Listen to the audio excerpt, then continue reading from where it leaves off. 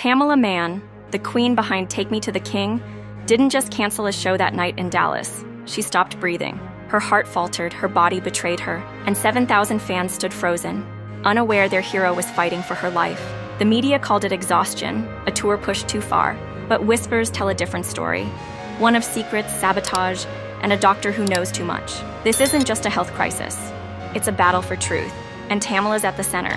Stay with me, because what you're about to uncover will make you rethink the gospel world you thought you knew. It was supposed to be another sold-out night.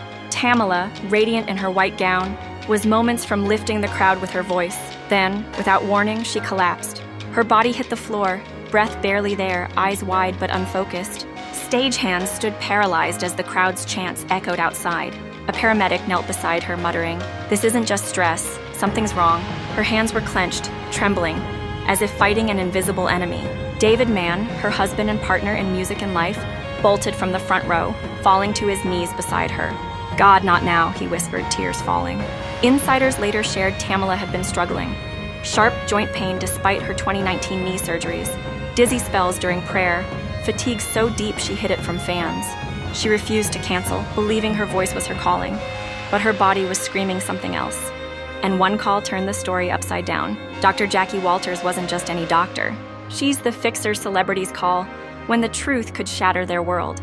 Weeks earlier, David had brought her in after Tamela's sudden weight loss and hormone swings raised alarms. Now, in a sterile hospital room, Jackie stared at Tamela's lab results, her silence heavier than words. "Who approved this?" she finally asked. The labs revealed a metabolic blocker, a drug for cancer patients. Tamela had no cancer. She'd never been prescribed it. This compound, deadly under physical strain like a tumor, could lock muscles and stop hearts. Was it a pharmacy error? A doctor's mistake? Or something darker? Jackie barred everyone but family from the room. No managers, no label reps, no press. She knew the truth was slipping out and she wasn't wrong. Then a leak changed everything. Hours later, a shaky video hit X. A stretcher rolling backstage, David gripping Tamela's hand, Jackie's voice faint but firm. "We need to neutralize this toxin now." Hashtags flooded the internet. "Pray for Tamela," or "Dr. Jackie fix it," gospel warfare. Fans prayed, but rumors grew. A gospel blog had posted a cryptic tip 2 weeks earlier.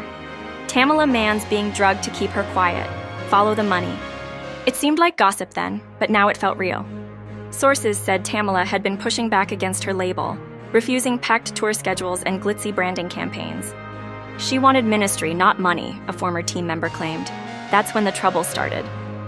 A leaked text from her tour manager to a sponsor read, "She's fading, but we need her on stage. Keep her patched up." Patched up? That wasn't love. That was control. But who had the motive to silence a gospel queen? Tamela Mann wasn't just a voice. She was a brand, a gospel empire grossing millions with every tour.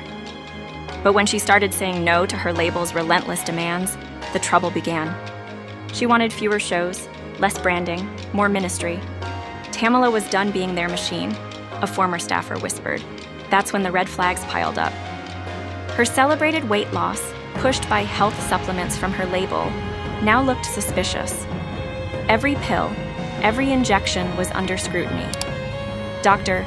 Jackie Walters, the fixer, dug into Tamela's medical records and found a chilling detail. A signature approving a high-risk drug wasn't Tamela's. It was forged. The drug, a metabolic blocker banned in the US. I could cripple muscles under stress, like singing through a 40-city tour. Rumors swirled that someone high up wanted her on stage, no matter the cost. Jackie confronted the hospital's liaison, demanding names. Their answer? "She's a star. Protocols get skipped." That wasn't an excuse, it was a cover-up. But Jackie was about to uncover the real threat. The truth hit like a thunderclap. Jackie sent Tamela's personal supplements, those glossy bottles delivered monthly by her label's courier, to a trusted lab in Texas. The results were devastating. Trace amounts of a neurotoxin, banned in Europe, were laced in the mix. This wasn't a mistake, it was sabotage. The compound mimicked exhaustion, clouded memory, and triggered the collapse that nearly took her life.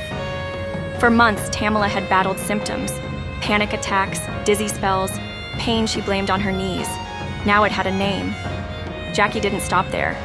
She subpoenaed the label's communications, audited medical logs, and questioned the nurse who'd handed Tamela those vitamins. Sources claim the nurse vanished days later, her license suddenly under review. The label tried to silence Jackie with a hefty NDA and a promise to cover Tamela's care. She tore it up. "This isn't about money," she said. "It's about truth." X lit up with justice for Tamela as fans connected the dots. But Tamela had her own plan. Tamela Mann's voice was silent, but her spirit roared. In a hospital bed, tubes in her arms, she began to fight back.